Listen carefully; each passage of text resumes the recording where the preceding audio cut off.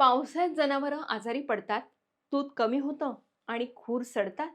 गोठा अस्वच्छ असणं हे त्याचं मुख्य कारण असू शकतं. म्हणून पावसात गोठ्याचं छत गळत असेल तर त्वरित डागडुजी करून घ्या. गोठा हवेशीर ठेवा म्हणजे वास साचणार नाही आणि जनावरं आरामात राहतील. गोठा थोडा उबदार आणि कोरडा ठेवा. विशेषतः गाभण गाई म्हशींसाठी त्यांना आरामदायी जागा मिळाली पाहिजे. जमीन भुसभुशीत असेल तर जनावरं घसरतात आणि इजा होऊ शकते. त्यामुळे वेळोवेळी जमीन कोरडी ठेवण्याची काळजी घ्या. पावसाळ्यात खुरामध्ये दगड माती अडकते. त्यामुळे जनावरं लंगडतात, वेदना होते आणि शेवटी दुधाचं उत्पादन घटतं. म्हणून खुरांची तपासणी न चुकता करा. शेळ्यांना स्वतंत्र जागा द्या. आजारी पिले, बोकड वेगळं ठेवा. ओलसरपणा टाळण्यासाठी शेडमध्ये आणि प्रवेशद्वाराजवळ चुना टाका. ही छोटी छोटी काळजी घेतली तर पावसाळ्यातही तुमचा गोठा नीट राहील.